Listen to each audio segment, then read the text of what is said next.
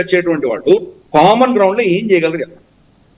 COP20 అని ఏదో పెడుతున్నారు, COP20, 21, 25 ఏదో పెడుతున్నారు దీనికి మనకు పర్యావరణానికి సంబంధించి. ఈసారి బ్రెజిల్లో పెట్టారు. బ్రెజిల్లో ఎంత దారుణమైన డిజాస్టర్ ప్రోగ్రామ్ మనం చూస్తున్నాం. 2030 వచ్చేసరికి మొత్తం 0 కార్బన్ ఎమిషన్ తీసుకురావాలి అని చెప్పి ఒక పెద్ద భూగి తీసుకొచ్చారు. అందరికంటే పెద్ద పొల్యూటర్ ఎవరంటే అమెరికా. డొనాల్డ్ ట్రంప్ అనేది బయటకు వచ్చాడు. మేము అన్ని ఫాసిల్ ఫ్యూల్ పెట్టుకుంటాం, మా ఇష్టం ఏమైనా చేస్తాం, ఇదంతా పెద్ద ఫేక్ అని చెప్పి బయటకు వచ్చాడు. మీరు ఏం చేస్తారు అంటే అమెరికా పొల్యూటర్ అంటే ఇక్కడ చెప్తున్నా, అమెరికా ఆఫ్ కోర్స్ ఫిజికల్ గా అమెరికా కూడా పొల్యూట్ చేస్తోంది, కానీ అమెరికన్ పొల్యూషన్ ని చైనాకి ట్రాన్స్ఫర్ చేశారు. చైనా మ్యానుఫ్యాక్చరింగ్ దేనికోసం చేస్తోంది? చైనా అన్నిటికంటే పెద్ద పొల్యూటర్ అని చెప్తోంది అమెరికా, కానీ ఆ పొల్యూషన్ ఎవరి కోసం చేస్తాం? నీ కోసం చేస్తాం. వాడు పొల్యూషన్ చేయకపోతే నీకు టాయిలెట్కి వెళ్ళి వస్తే తుడుచుకోవడానికి టాయిలెట్ పేపర్ కూడా నీకు ఉండదు. ఆ టాయిలెట్ పేపర్ చైనాలో తయారవుతుంది. ఎందుకు? వాడు ప్రొల్యూషన్ ఎందుకు చేస్తున్నాడంటే నీ కోసం చేస్తున్నాడు. కానీ ఎంత హిపోక్రసీ కూడా చూస్తున్నాం.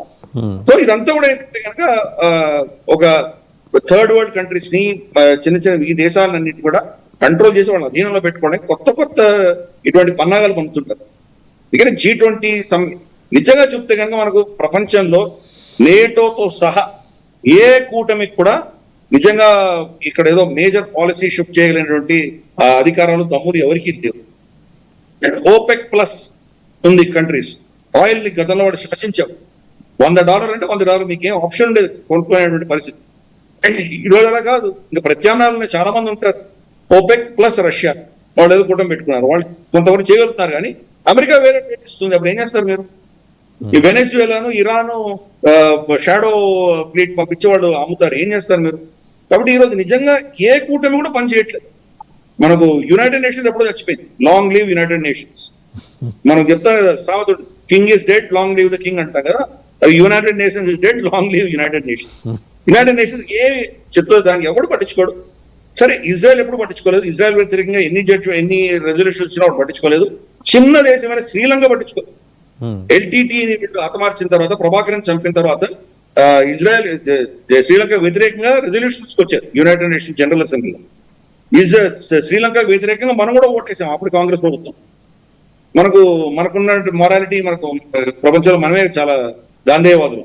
ఆడు వెళ్ళి వీళ్ళు ఓటేశారు శ్రీలంక వ్యతిరేకంగా. శ్రీలంక ఏం చేసింది? ఆ టాయిలెట్ పేపర్ చింపి అక్కడ పడేసింది. శ్రీలంకనే ఏం పీకలేదు. ఎవరికి గౌరవం ఉంది యునైటెడ్ నేషన్స్? ఎవడి కుంపటి వాడు పెట్టుకున్నాడు. అందుకనే మనకు క్వాడ్ అంట, ఏదో I2U2 అంట, ఇంకేదో SCO అంట, బ్రిక్స్ అంట, వాళ్ళు ఇంకేదో సెంట్కామ్ ఏంటో పెట్టుకున్నారు. ఇన్ని కూటమిలు ఎందుకు వచ్చినాయి? యునైటెడ్ నేషన్స్ ఫెయిల్ అయింది కాబట్టి వచ్చేది.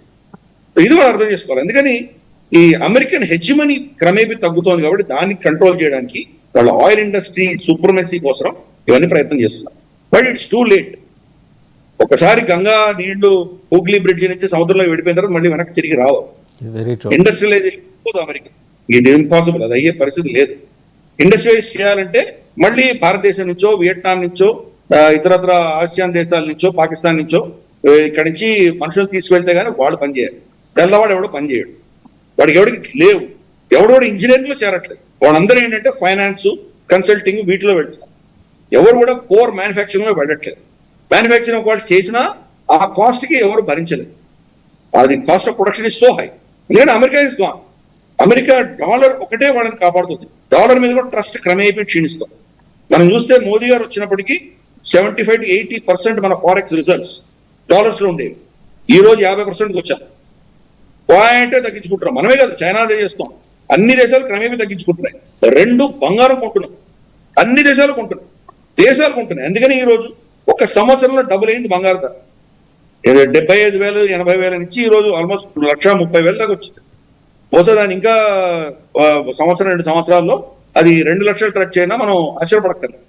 ఎందుకు? డాలర్ క్షీణిస్తుంది. డాలర్ క్షీణించే కొద్దీ ఈ దేశాలని బంగారం కొంటుంది. Safest bet. డాలర్ ఒకసారి పతనం చెందిన తర్వాత, అంటే కంప్లీట్ గా పతనం చెందకపోవచ్చు కానీ ఆల్టర్నేట్స్ ఎమర్జ్ అవుతుంది, దాని రెలవెన్స్ తగ్గింది.